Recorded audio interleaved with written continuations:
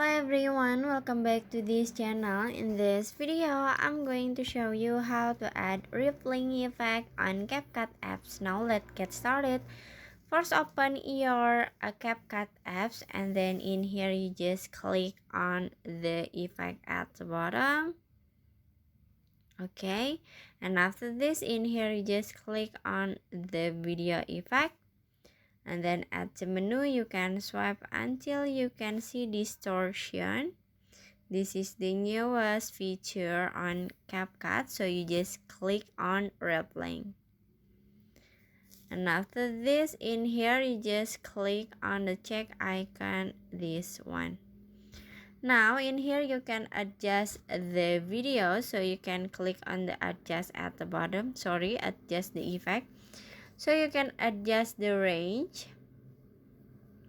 and for the intensity. And after this, in here you just click on the check icon at the bottom. Now you can setting the effect until the end of the video and finish. So that's how to add rippling effect on CapCut apps.